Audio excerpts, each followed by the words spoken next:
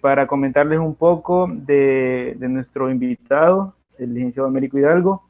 Es graduado de profesorado en matemática de la Universidad de El Salvador.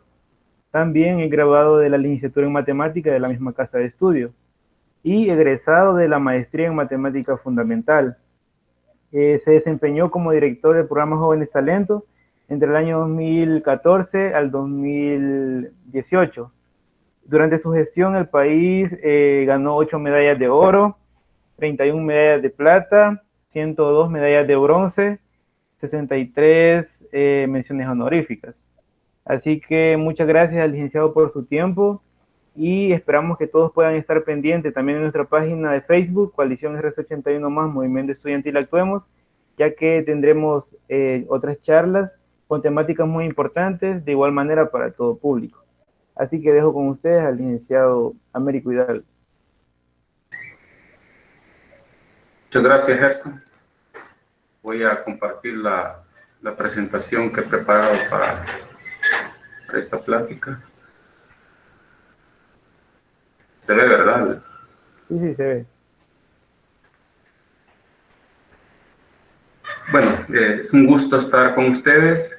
También quiero agradecer a los muchachos, estudiantes de la facultad, por haberme invitado a compartir con ustedes algunas ideas sobre la geometría, que es una de las áreas más apasionantes de la matemática. El título que le di a la charla es Geometría en la Naturaleza, inspirado en el libro de Meindelberg, llamado Geometría de la Naturaleza, que dio origen a la geometría fractal. Pues, básicamente son dos cosas de las que quiero hablar. Primero, de generalidades de la geometría, y luego hablar de en sí la geometría fractal. Esto lo que me interesa son, pues, primero ver sus características, sus propiedades más importantes, y llegar a la definición. Comentar tal vez algunas aplicaciones interesantes de esta geometría tan única. Entonces, empiezo de manera general hablando de qué es la geometría. Y sabemos que la geometría es el estudio de las formas, los tamaños, las posiciones relativas y propiedades de los espacios. Además de los objetos geométricos que conocemos desde la primaria, los triángulos, círculos, polígonos. En matemática también se estudian geometría de espacios un poco más extraños, como los espacios multidimensionales, a los cuales no estamos acostumbrados y tampoco es que los podamos ver tan fácilmente, o la geometría de los conjuntos fractales, que es en lo que me voy a concentrar en esta plática. Vamos a ver un poco por qué nos interesa esta geometría. Voy a iniciar haciendo una valoración acerca de una frase atribuida a Papus de Alejandría, donde habla acerca de justamente la relación que existe entre la geometría y algunos fenómenos naturales o parte de la naturaleza. Papus decía que las abejas tenían cierta intuición geométrica y sabían que el hexágono es mayor que el cuadrado y que el triángulo, y que podrán contener más miel con el mismo gasto de material. Entonces, Papus, hay que decir que estaba a favor de las abejas, ¿no? Era un fan de las abejas, y sus palabras, pues, son más poéticas que matemáticas. ¿Por qué digo esto? Porque no es del todo cierto. Analicemos un poco esto que decía Papus. Según Papus, las abejas, por intuición, saben esta situación, ¿no? Que los hexágonos son más eficientes para almacenar miel que las otras figuras geométricas regulares, por cierto. Y en efecto sí lo es, o sea, matemáticamente se puede probar que es más eficiente, dadas las condiciones, que sí se puede demostrar que esa aseveración es correcta. Pero la pregunta que debemos hacernos es si esto se le debe atribuir a las abejas o a qué fenómeno se le debe atribuir. Si es producto de la intuición de la geométrica de las abejas, pues qué bien, ¿no? Pero eso está un poco lejos de ser cierto. Las abejas tienen ayuda de leyes físicas para crear esas formas que conocemos de los panales. No es tan cierto que las abejas construyan los panales de esa manera, en forma de hexágono. Es la física del ambiente la que va generando esa figurita que vemos en el panal. Y no es que las abejas puedan construir como tal un hexágono. Lo explico más fácilmente. En la naturaleza, las formas más comunes que se pueden dar son las circulares y las esféricas. Esto es lo que nosotros conocemos. Estas formas abundan en la naturaleza. Podemos ver flores, frutas, cuerpos celestes, entre muchas otras cosas que adoptan estas formas. Y por otro lado, es difícil, aunque probablemente no sea imposible, pero sí es muy difícil encontrar en la naturaleza objetos u organismos vivientes que adoptan formas perfectamente cuadradas o triangulares. Nosotros, para estudiarlas, pues a veces lo que hacemos es decir, tiene forma de un triángulo, pero no de un triángulo equilátero, o no de un cuadrado, que tiene forma de un cuadrilátero, pero no de un cuadrado, etcétera, ¿no? Entonces, un círculo o un círculo o una esfera para la naturaleza es mucho más fácil de construir. Las abejas no construyen los hexágonos, como podemos verlo acá. Por ejemplo, con las pompas de jabón. Si nosotros generamos a partir de como lo hemos hecho desde pequeño, una pompa de jabón, una sola, vemos que la forma que adapta la pompa de jabón es una forma de esfera. Pero si nosotros unimos muchas pompas de jabón, ya las formas que van adaptando por la misma física del material que tiene son formas más poliédricas y menos esféricas. Y esto se debe a cuestiones más bien físicas, ambientales, de la misma gravedad, etcétera, etcétera, ¿no? Que de hecho es un fenómeno muy curioso y muy interesante de estudiar. En geometría diferencial se estudian estas pompas de jabón, que son superficies mínimas. El detalle con los hexágonos es que el material con que las abejas lo construyen es un material bastante moldeable, digamos. Y la física del ambiente pues lo va generando como un hexágono.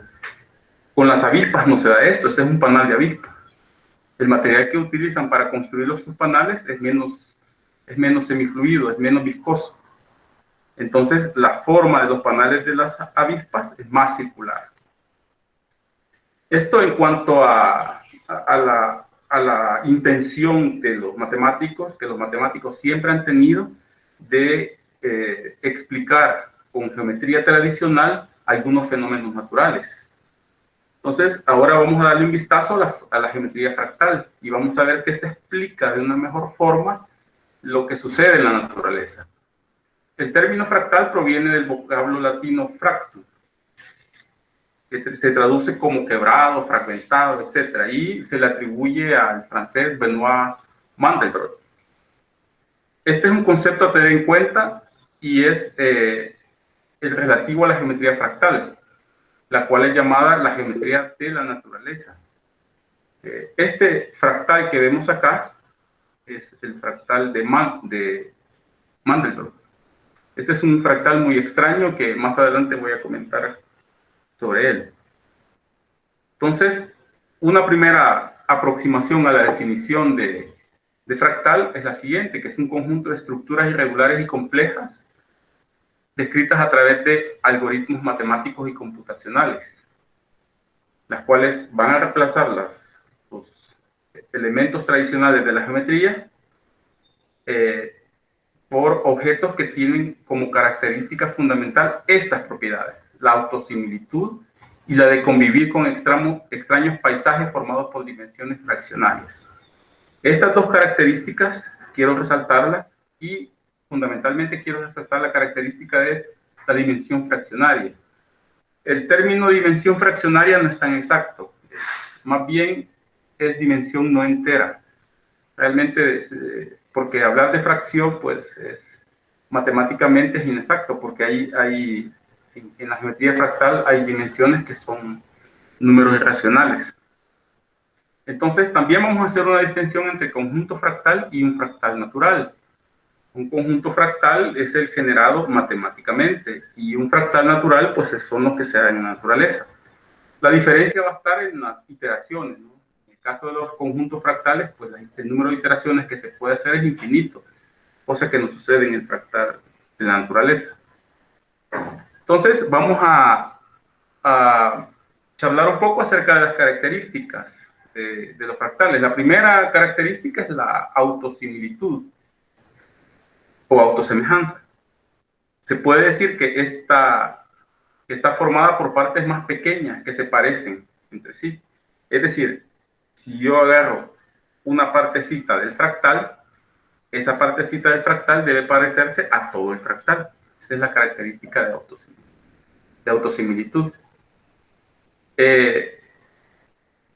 Esta autosimilitud puede ser geométricamente estricta o bien puede ser solamente aproximada o estadística. Voy a explicar de qué se trata. La geométricamente estricta es la que está generado matemáticamente, como este fractal que vemos acá, conocido como el copo de nieve. Entonces, esta, por ejemplo, se va generando tenemos un segmento del lado 1, puede ser, sin pérdida de generalidad, podemos decir que tiene el lado 1. Lo dividimos en tercios, damos el tercio de en medio y generamos un par de segmentos que tienen la misma longitud de los segmentos que quedaron al haber quitado el segmento de en medio. Y esto se va repitiendo para cada uno de los segmentos que van quedando en la nueva iteración. Entonces vemos aquí está la segunda iteración, la tercera, la cuarta, y hay 6 iteraciones. Como vemos, es una figura un poco distinta a la figura de la primera iteración. La autosimilitud aproximada, llamada también cuasi autosimilitud, esta es la que encontramos en la naturaleza. Por ejemplo, aquí tenemos un ejemplo con un romanesco. Claro, aquí no hay iteraciones infinitas. Está limitada por la misma física de las cosas. También tenemos la autosimilitud estadística. Esta es la menos exigente. Aquí solo se conservan algunas propiedades estadísticas durante el cambio de escala. Esta se da sobre todo en la naturaleza geográfica, en las montañas, incluso en los cráteres de la Luna. Hablemos ahora de las iteraciones. Esto, de alguna manera lo he mencionado, las iteraciones consisten en repetir n veces la misma figura o patrón. En los fractales lo que se itera son las fórmulas, ecuaciones o el patrón generado dependiendo del fractal. Entonces, en el caso de los fractales que son geométricos, uno puede iterar n veces esta ecuación o fórmula. Esto se desarrolló plenamente solo hasta después de que aparecieron las computadoras. Por esta razón, esta técnica y esta geometría es muy joven. Se dice que Mandelbrot empezó a hablar de los fractales en la década de los 70 y es el año 75 donde se atribuye que comenzó ya a hablar de manera formal de fractales. Aunque hay algunos conjuntos que vamos a ver más adelante, de los cuales se viene hablando desde principios del siglo XX. Es decir, la idea como tal, la idea intuitiva de los fractales es mucho más vieja que la que desarrolló Mandel. Entonces, cuando hablamos de iteraciones, aquí tenemos un ejemplo, el triángulo de Sierpinski. Aquí vemos que la forma de generar este triángulo es en un triángulo equilátero, puede ser de lado 1. Entonces, a este triángulo le tomo los puntos medios y le quito el triángulo del centro. Entonces, me quedan solo 3 triángulos. Y esa misma acción la desarrollo para los triángulos que quedan. Tomo los puntos medios, construyo un triángulo y quito el triángulo del centro. Y eso lo hago n veces. Y se construye un triángulo más o menos como en esta figura. Esto tiene un número finito de iteraciones. Y un concepto del cual me voy a detener un poco, al cual le voy a dedicar bastante tiempo en esta presentación, es el concepto de dimensión. Que digamos que ese es el concepto más extraño en el caso de los fractales. Nosotros veníamos acostumbrados a las dimensiones enteras. De hecho, muchos matemáticos no tomaban en serio a Mandelbrot. Decían que él era más bien un artista y no un matemático, con la geometría que él estaba intuyendo en ese momento. Entonces, el concepto de dimensión tiene muchos significados en matemática. Por ejemplo, en álgebra lineal, significa el número máximo de vectores linealmente independientes en un espacio vectorial. En la medida de Hausdorff, en la teoría de la medida, tiene un sentido diferente, ya lo definiré un poco más adelante.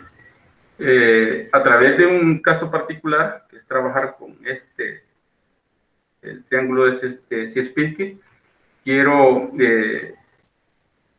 intentar encontrar la dimensión de un fractal en particular, que es el del triángulo de Sierpinski.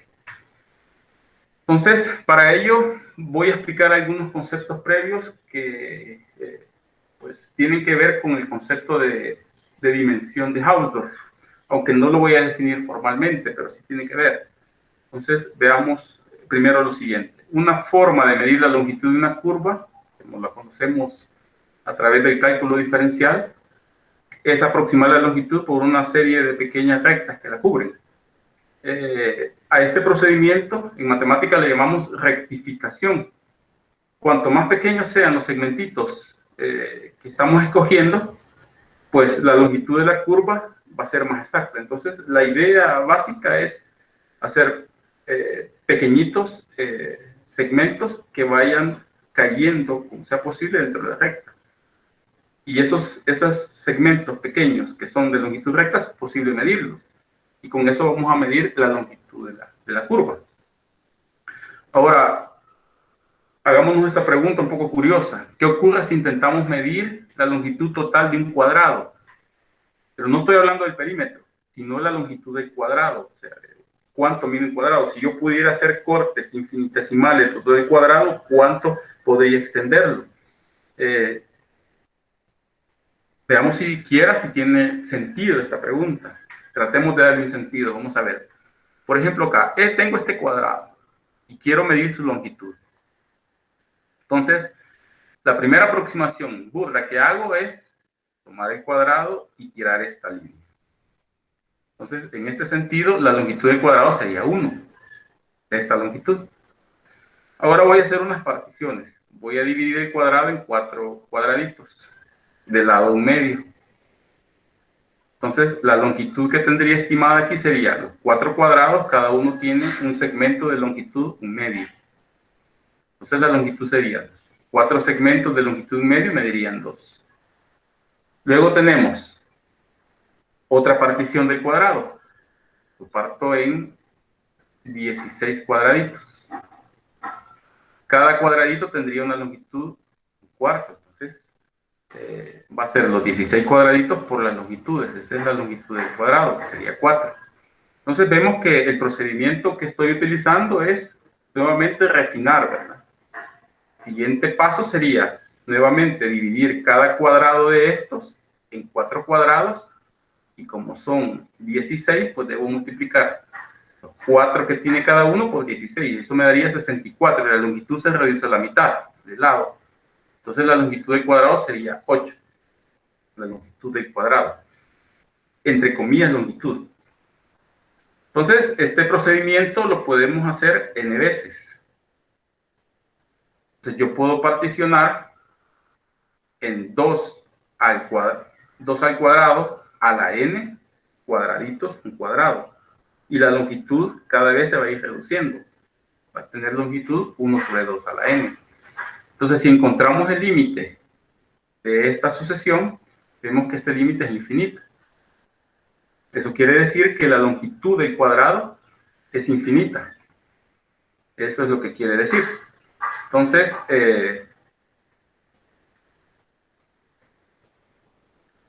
su longitud es infinita.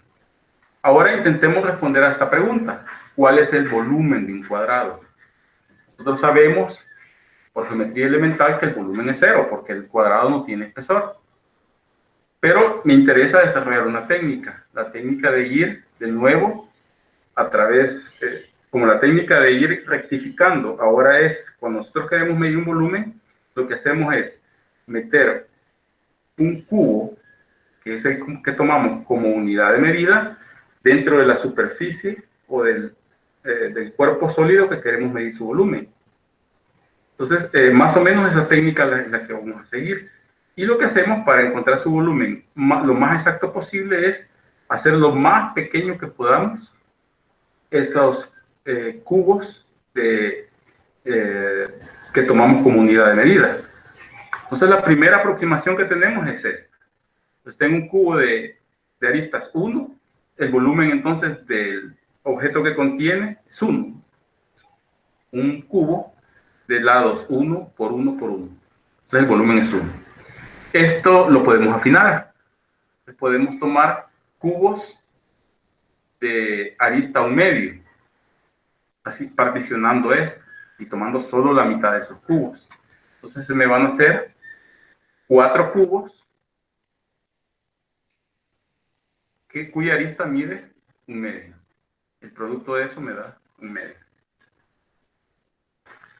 Ahora tengo, si vuelvo a dividir estos cubos que tengo acá, se podría dividir de nuevo por las aristas por la mitad, y en cada uno de estos cubos pues se me van a generar otra cantidad de cubos, pero solo voy a tomar la mitad. Voy a tomar 64 cubos que van a tener su arista va a tener una longitud de 1/8. Entonces el volumen va a ser 1/8. Como vemos, la tendencia del volumen es decreciente, va a ir decreciendo. Entonces, cuando tomo n particiones, lo que hago es tomar 4 a la n cubos, que se va a ir reduciendo siempre a la mitad. Y como el volumen es lado por lado por lado, entonces tengo 2 a la 2n multiplicado por 1 sobre 2 a la n, que es cubo. Y el límite de esta sucesión que tengo aquí va a ser 0. De modo que la longitud en cuadrado es infinita, pero su volumen es 0. Intuitivamente, ¿qué significa esto? Que el resultado tiene sentido, ¿no? Nos hacen falta infinitas líneas de longitud finita para cubrir un objeto plano. Así que podemos decir que la longitud, en cierto sentido, es infinita. Y además, ya sabíamos de la geometría elemental, que el espesor de un objeto plano es nulo, de modo que su volumen también debería serlo. Entonces, lo que hemos encontrado es un resultado bastante general. Para cualquier objeto geométrico, medidas que usen dimensiones más bajas que su propia dimensión resultan ser infinitas. Y si son más altas, resultan ser 0. Esta idea hay que tenerla presente porque la vamos a utilizar más adelante. Entonces, ¿qué podemos decir de las medidas de los objetos fractales? ¿Seguirá funcionando este resultado general? Vamos a ver que sí. Ahora intentemos medir la longitud del triángulo de Sierpinski. En este caso, sí estoy interesado en medir la longitud de las diferentes iteraciones del triángulo. Por ejemplo, para el primer triángulo, el que no ha sido particionado aún, su longitud es 3. Vamos a asumir, sin pérdida de generalidad, que tiene lado 1 este triángulo equilátero. Entonces, tiene 3 lados de longitud 1, entonces la longitud es 3. Ahora, si hacemos la primera iteración, vemos que tengo los 3 lados de longitud 1 más los 3 lados del nuevo triángulo que se forma, que tiene longitud 1/2. Si hago la segunda iteración, tengo los 3 lados de longitud 1, los 3 lados de longitud 1/2, más los 9 lados de los 3 triangulitos nuevos que se forman de longitud 1/4, porque los he partido a la mitad, y eso es un 6.75. Entonces la longitud del cuarto sería sumar estos 3 más la longitud de la tercera iteración, que en este caso serían 27 triangulitos que tendrán lado de longitud 1/8, y la longitud es 10.125. Entonces, como vemos, la longitud va creciendo. Pasó de 3, 4.5, 6.75 a 10.125. Entonces, cuando hacemos esto al infinito, vemos que voy a sumar 3 más la suma desde igual 1 hasta infinito, que estos, como es un triángulo, como es un fractal geométrico, puedo hacerlo hasta el infinito, de 3 medios a la i. Y esta claramente diverge, es decir, esto se va a infinito. Entonces la longitud del triángulo de Sierpinski es infinita. ¿Eso qué quiere decir de acuerdo a esto? Que si usa una dimensión más baja de que su propia dimensión, resultó ser infinita. Esto quiere decir que este triángulo tiene dimensión mayor que 1. Ahora calculemos el área. De nuevo, desarrollamos una técnica. ¿Cuál? Pues utilizar cuadrados, como la técnica que usamos siempre para encontrar el área de una figura. Intentar meter cuadraditos dentro de la figura para medir su área, de acuerdo al que hemos tomado como cuadrado unidad. Entonces, la primera medición es bastante burda. Tenemos un cuadrado de lado 1 por 1. Entonces, el área sería 1. Claramente, estamos lejos del área del triángulo de Sierpinski. Pero podemos afinar nuestra forma de medir y tomar cuadrados del lado 1 medio. Porque esa es la partición que tengo aquí, la primera iteración. Entonces tomo este cuadrado del lado 1 medio, este del lado 1 medio y este del lado 1 medio. Entonces tengo 3 cuadrados de área 1 medio por 1 medio.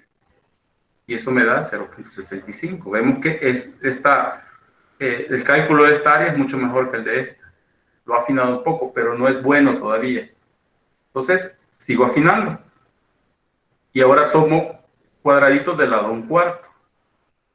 Entonces voy cubriendo. Recuerden que, de acuerdo a la forma del fractal, estos triángulos que están aquí, en esta segunda iteración, son los triángulos que quedan. Estos triángulos deberían de estar en blanco. Bueno, entonces tengo 9 cuadraditos de área 1/4 por 1/4, y eso me da 0.5625. Hemos mejorado la medida del área. Entonces, si lo hacemos para una tercera iteración, una cuarta área, pues vamos a ver que el número de triangulitos que vamos a tener que cubrir ahora son 27. Y la longitud del lado de cada triangulito va a ser 1/8. Entonces, la misma cantidad de cuadrados voy a necesitar, 27. Y el área de los cuadrados va a ser 1/8 por 1/8. Es decir, esta expresión que tengo acá. Si esto lo hacemos hasta el infinito, pues lo que voy a necesitar es 3 a la n cuadrado para cubrir los triángulos, cuya área va a ser 1 sobre 2 a la n al cuadrado. Y ese límite, el límite de esta sucesión es 0. Entonces, el triángulo de Sierpinski es un objeto geométrico de longitud infinita, pero se encuentra en una región finita del plano. Eso implica que la dimensión es mayor que 1, pero a la vez tiene área nula. Eso indica que su área es de dimensión menor que 2. Entonces, el área del triángulo de Sierpinski está entre 1 y 2. La pregunta es, ¿qué área tiene? Vamos a intentar responder a esta pregunta con un método más o menos parecido a este. Voy a explicar un poco de cómo va el método. Lo vamos a hacer con segmentos, luego vamos a hacerlo con cuadrados, luego con cubos, y después voy a intentar hacer con este mismo método de encontrar la dimensión para el triángulo de Sierpinski. Vamos a ver. Vamos a aplicar el método a distintas figuras. Primero, como decía, a un segmento de longitud 1. Y lo que vamos a hacer es recubrir exactamente con n piezas de tamaño característico R el segmento. ¿Cómo lo hacemos? Bueno, tengo un segmento y lo cubro con 2 segmentos de tamaño 1 medio. De tamaño 1 medio. Eso lo puedo hacer. Entonces, el número de piezas que necesito es 2 y el tamaño característico de las piezas es 1 medio. Noten esta relación, que 1 medio a la menos 1 me va a dar 2. Luego tenemos que también lo puedo cubrir con 4 segmentos de tamaño 1/4. Es decir, necesito 4 piezas de tamaño 1/4.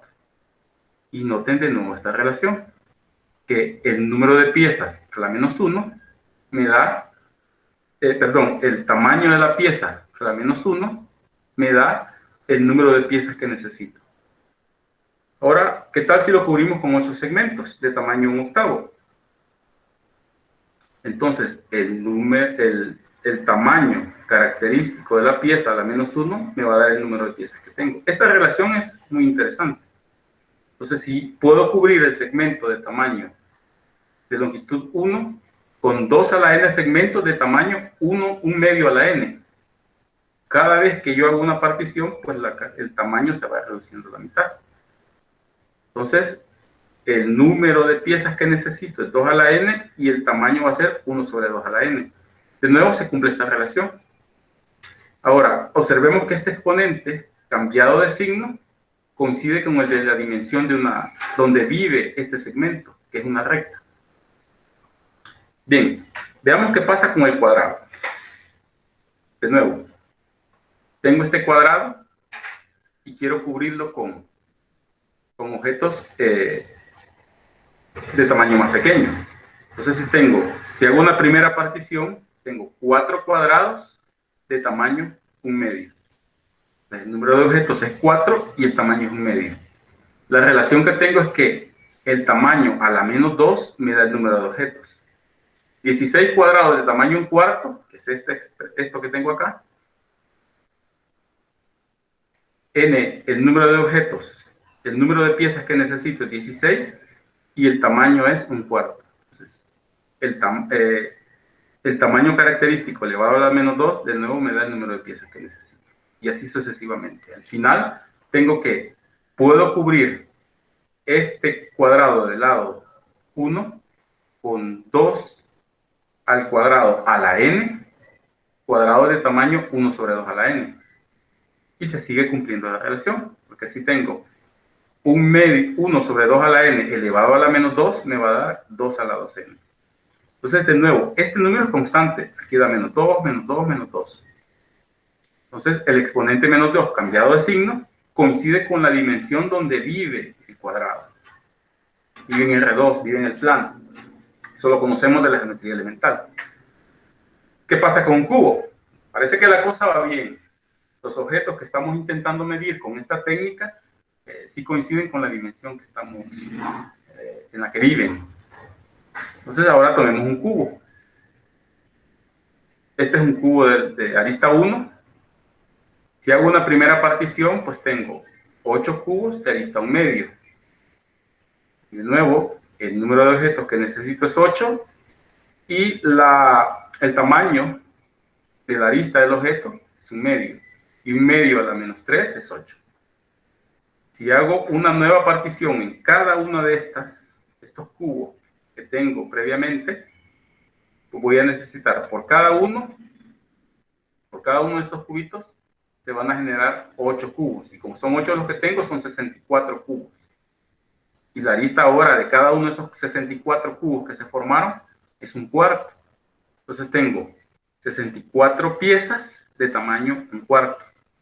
De nuevo se da la relación curiosa que hemos venido manejando. 1/4 a la menos 3 es igual a 64. Y si hago lo mismo con la nueva que generé, entonces voy a tener que 1/8 a la menos 3 es igual a 512.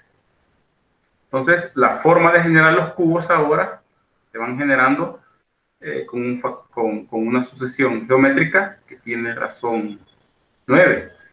Entonces es 2, 9 a la n, la cantidad de cubos que necesito, y su arista va a tener tamaño 1/2 a la n. Entonces de nuevo se da la relación curiosa que ya teníamos, que el número el tamaño característico a la menos 3, en este caso a la menos 3 es igual a n. Y el menos 3 cambiado de signo coincide con la dimensión donde vive el cubo, que es en R3, o en el espacio. Bueno, aquí parece que la cosa va bien, ¿no? Y hay una especie de regla que nos va determinando la dimensión, si ustedes se fijan. Que el número de piezas va a ser igual al tamaño característico elevado a a la dimensión, esta es la dimensión del objeto geométrico. Entonces, ahora vamos a regresar a calcular al problema de calcular la dimensión del triángulo de Sierpinski. Entonces, ¿cuál es nuestro problema ahorita? Tratar de encontrar el exponente d al aplicar este mismo método, pero ahora el triángulo. Veamos si se puede. Antes dijimos que la dimensión, la habíamos acotado, estaba entre 1 y 2. Ahora veamos. Estos son los triángulos de Sierpinski con ciertas iteraciones. Están acá. Bueno, entonces si tengo una primera iteración como esta, pues tengo 3 triángulos de lado medio. Para cubrir esto, para cubrir esta primera iteración, lo que necesito, y encontrar su área, lo que necesito es 3 triángulos de tamaño medio. Bien. Entonces, el número de piezas que necesito es 3. Y el tamaño característico va a ser 1 medio. Si hago la siguiente iteración, para este triángulo, pues voy a necesitar 9 triángulos. Y el lado de cada triangulito va a ser 1/4. Entonces, bueno, aquí tengo la relación, como no sé cuánto vale, o sea, no sé a qué exponente debo elevar 1 medio para obtener 3. Aquí el número de triángulos que necesito es 9 y el tamaño del lado del triángulo va a ser 1/4 en este caso. Entonces, según la relación que hemos estado encontrando, 1/4 elevado a menos la dimensión debería ser igual a 9. Para 27, cuando hago la siguiente iteración, tengo 27 triangulitos que van a tener lado 1/8. Y voy a tener 1/8 a la menos d, debe ser igual a 27. Y así, para llenar cuando hago n iteraciones, necesito 3 a la n triángulos del lado 1 sobre 2 a la n, 1 medio a la n. Entonces, la ecuación que voy a obtener en este caso es que 1 sobre 2 a la n a la menos d debe ser igual a 3n. Entonces, esto nos debería devolver la dimensión. Veamos que sí. Si resolvemos esta sencilla ecuación exponencial, esta que tenemos acá, pues vemos que la dimensión va a ser logaritmo de 3 entre logaritmo de 2, que es 1.58496. Es un número irracional. Y es una dimensión no entera. Entonces, es así, la dimensión de autosimilaridad de un objeto hecho de n copias exactas es el mismo, y reducidas en un factor que hemos estado reduciendo, que es n, en este caso la mitad, está dado por esta expresión, d igual a menos logaritmo natural de n entre logaritmo natural de f. Vean que el n no importa, porque se va a cancelar siempre, queda como exponente. Entonces veamos que esto funciona. Para el caso de la línea recta, pues yo tenía piececitas, 2 a la n piececitas de tamaño 1 medio a la n, pero como son exponentes, ambos se van a cancelar. Entonces la dimensión es 1, para el caso del cuadrado la dimensión es 2, para el caso del cubo la dimensión es 3, y para el caso que hemos trabajado en este momento, que es el triángulo de Sierpinski, es esta la dimensión, que es una dimensión que no es entera. Entonces hemos encontrado una cosa muy interesante, la dimensión de un fractal. Entonces, ahora voy a hablar del concepto de dimensión como tal, ya que he tratado de motivarlo a través del cálculo de esta dimensión de este triángulo en particular. Entonces, la geometría fractal es frecuente hablar de distintas dimensiones. Este es otra observación importante, que no hay una sola dimensión para los objetos fractales, es decir, como el caso de las cosas de los objetos que viven en la primera dimensión, rectas, curvas, todas sabemos que viven en la dimensión 1 y su dimensión es 1. En los fractales eso no sucede. Entonces, la dimensión euclídea nosotros la conocemos como el número de coordenadas requeridas para especificar un objeto. La dimensión topológica es un poco más extraña, aunque coincide en muchos casos con la dimensión euclídea. Y la dimensión topológica lo que mide es la habilidad para cubrir un objeto con conjuntos abiertos de radio pequeño. Eso es lo que se mide, ¿no? Entonces, una dimensión topológica 0 describe un conjunto que puede ser cubierto por pequeños conjuntos abiertos que son disjuntos, es decir, que no se intersectan. La dimensión topológica de Uno describe un conjunto que puede ser cubierto por pequeños conjuntos abiertos con una sola intersección, y etcétera, ¿no? Entonces, generalmente, la dimensión topológica tiene el mismo valor que la dimensión euclidiana. Y esta es la definición de dimensión en el caso de los fractales, la dimensión de Hausdorff-Besicovitch. Y esta es la dimensión de contenido, también se le llama. Se define como un contenido lineal, se calcula sumando pasos r elevados al exponente 1, que es la dimensión de una línea recta. Un contenido de superficie se calcula como pasos r, donde r es cada uno de los cuadrados que tiene la superficie, etcétera, etcétera, ¿no? Que es para cada uno de los casos que hemos visto, ¿no? Entonces, la dimensión de Hausdorff-Besicovitch está dada por esta forma. Y con esta definición de dimensión es posible calcular la dimensión fractal, donde pues n es el número de copias de sí mismo y d es la dimensión de Hausdorff, ¿verdad? Que es la que nosotros hemos encontrado en este caso. R es la razón de homotesia, es decir, hemos visto que cuando vamos haciendo particiones, en este caso vamos partiendo la mitad, a la mitad, a la mitad. Entonces R es la razón de homotesia. Entonces, en un sentido genérico, la dimensión fractal es un número que sirve para cuantificar el grado de irregularidad o fragmentación de un conjunto geométrico o de un objeto natural. Entonces, entre más cerca de 2 esté la dimensión, pues va a ser más fragmentado. En el caso de los fractales que están en la tercera dimensión, entre más cerca de 3 esté su dimensión, el objeto va a ser más rugoso, ¿sí? Etcétera, ¿no? Entonces, un fractal, esta es la definición formal, es un conjunto cuya dimensión de Hausdorff-Besicovitch es estrictamente mayor que su dimensión topológica. Los conjuntos con dimensión de Hausdorff-Besicovitch no entera son fractales.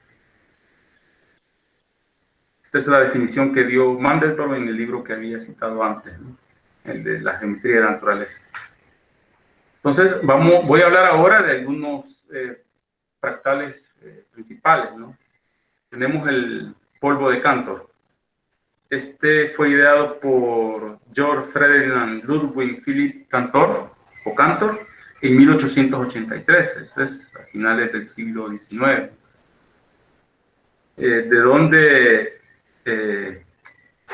¿Dónde se puede ver alguna aplicación de esto? Lo han encontrado en los anillos de Saturno, que se comporta más o menos como este fractal, el polvo de Cantor. Su dimensión de Hausdorff-Besicovitch es menor que 1. Concretamente vale 0,631. Luego tenemos la curva de Koch. Esta fue creada por Niels Fabian von Koch. Esto fue en 1904. ¿Cuál es el uso que tiene este fractal? Pues principalmente fue uno de los que utilizó Mandelbrot para tratar de dar respuesta a una pregunta que él se planteó. La pregunta que se planteó en uno de sus libros es ¿cuánto mide la costa de Bretaña? Y él decía que a través de este fractal es posible medir cuánto vale la longitud de la costa. Es decir, de manera práctica no se puede porque sería un procedimiento bastante tedioso. Podríamos utilizar una regla cada vez más pequeña, o sea, como el proceso de rectificación, pero estos son los fractales, de acuerdo a Mandelbrot, que podrían darnos una respuesta a este tipo de cosas, o medir la costa de cualquier país, ¿no? Es a través de este fractal que se podría hacer. También este fractal se utiliza para la investigación sobre anomalías cardíacas, porque el comportamiento de esa maquinita que mide las pulsaciones del corazón tiene un comportamiento más o menos como este. Luego tenemos el triángulo de Sierpinski, es el que hemos estado trabajando. Este se le atribuye al matemático polaco Wacław Sierpinski. Esto fue en 1919 que lo planteó. Vamos a ver que tiene bastantes usos, ¿no? también, además del triángulo de Sierpinski, se le atribuye la alfombra o tapete de Sierpinski. Tanto este triángulo como este tapete, pues tienen una aplicación bastante interesante, que yo voy a comentar a continuación, más adelante quizás. Y luego tenemos los conjuntos de Julia, que los conjuntos de Julia y los conjuntos de Mandelbrot son los objetos fractales que tienen un comportamiento bastante duro de entender, digamos, porque no es un comportamiento lineal el que tienen como los anteriores. Y esto se obtienen al estudiar el comportamiento de los números complejos, al ser iterados por una función holomorfa. Entonces, este no es tan sencillo, hay que saber bastante variable compleja. Y bueno, pero estéticamente son de los más hermosos que hay. Sobre algunas aplicaciones que se dan para los fractales, este fractal, estos por ejemplo, han tenido una aplicación bastante interesante en el uso de las antenas. Pues resulta que un investigador llamado Nathan Cohen es un investigador, o era en el área militar, descubrió que diseñando antenas de este tipo en forma de fractal, estas poseen una muy buena cualidad de ancho de banda. Y también este tipo de antenas daba respuesta a frecuencias multibanda. No sé si ustedes recuerdan, hubo un momento en que los celulares dejaron de tener una antenita pequeña que le ponían. Y ya tenemos ahora celulares muy estéticos sin ninguna antena que sobresalga. Pues la aplicación interesante en tecnología fue hacer uso de esta forma del fractal para diseñar antenas. Y resultó ser muy eficiente para captar las señales, porque captaba señales de diferente amplitud de onda y con un tamaño mucho menor, a veces 4 veces menor que el tamaño que las antenas convencionales. Esto pues revolucionó los diseños de los teléfonos y de otros aparatos. Los televisores, por ejemplo, ya no traen esa antena de conejo que nosotros teníamos que ponerle, ¿no? Que traen una antena interna, así nos decían a nosotros, hoy trae antena interna. Realmente lo que trae es una antena en forma de fractal y es mucho más eficiente que las antenas que conocemos. Otras aplicaciones de los fractales, por ejemplo, están en el campo, bueno, también en la tecnología se han usado fractales para comprimir audio y video por la propiedad de la autosimilitud. Esta propiedad es la que ha hecho posible que se pueda hacer este tipo de compresiones. En economía, el cambio de precios de los activos de las empresas tienen un comportamiento fractal, entre otras. Bueno, ya casi para terminar, les voy a mostrar unos dibujitos fractales de la naturaleza. Casi que el tema era un poco engañoso, ¿verdad? No esperaba ver solo dibujitos, pero la verdad es que lo más interesante de los fractales es su matemática. Entonces, estos son algunas figuras que son de la naturaleza que tienen esta propiedad de autosimilitud, por ejemplo. Estas, por ejemplo, son costas, estos son desiertos y estos tienen formas fractales. Estos en Brasil, en Amazonia. Esto en España, en la costa española. En los animales, por ejemplo, los pulmones tienen forma fractal, pavos reales, los tentáculos de un pulpo, caracol, tienen forma fractal. Bueno, aquí están algunas referencias bibliográficas, que ustedes quieren se las puedo pasar. La principal es este libro, La geometría fractal de la naturaleza, que está muy interesante, es un libro bastante fácil de leer, una especie de monografía, bastante lineal su lectura, salvo algunos conceptos matemáticos que hay que tener a la mano, pero en general se pueden leer. También les recomiendo este video, un video muy interesante, y sale hablando Mandelbrot. Al ser una geometría muy reciente, pues Mandelbrot creo que murió en la década de los 2000, creo que por ahí.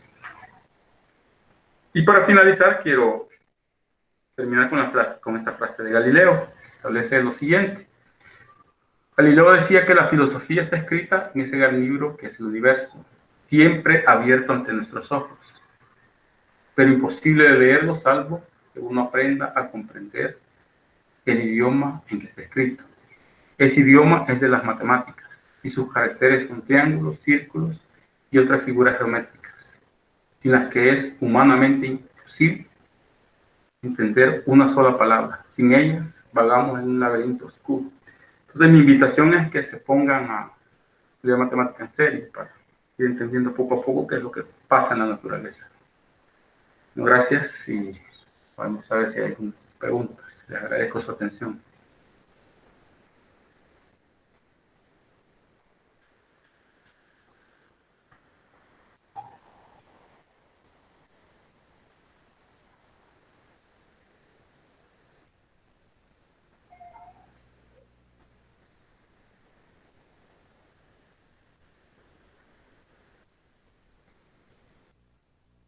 Estamos en el espacio de preguntas. No sé si alguno de los participantes tiene algo en específico que preguntar. Este es el momento.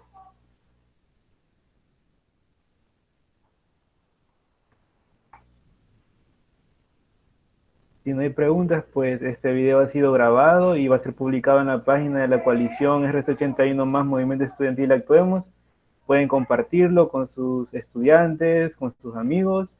Y agradecemos de nuevo al licenciado Américo por compartir con nosotros esta charla tan importante. Como pudimos observar, ¿verdad?, en diapositivas durante el desarrollo de la charla, que pues la naturaleza tiene una gran complejidad, ¿verdad?, en sus estructuras, en su geometría. Así que muchas gracias y invitarlos a estar pendientes de la página de Facebook, ya que ese viernes también tenemos otra charla muy importante. Esperamos poder publicar ya toda la información el día de mañana. Creo que hay una pregunta. Ajá, sí, sí. Manuel, dice que si hay alguna relación entre fractal y teselación. Bueno, las teselaciones es cubrir el plano, ¿verdad?, con figuras geométricas. En este caso, pues los fractales vemos que lo que tratan de hacer es, de alguna manera,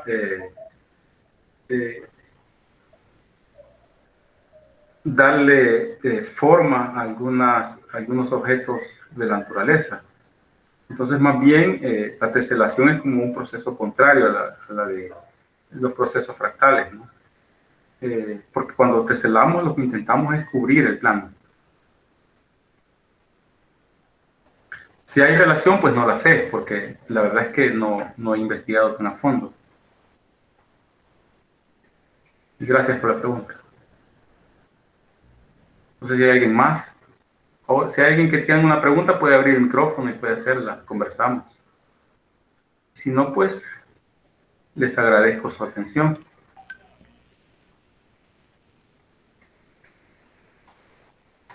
Creo que no hay. Bueno, entonces finalizamos y por último también agradecer al Movimiento Alternativo de Matemática, quien nos ayuda a coordinar también esta charla virtual. Muchas gracias. Bueno, ha sido un gusto. Muchas gracias por haber asistido. Gracias, Lee.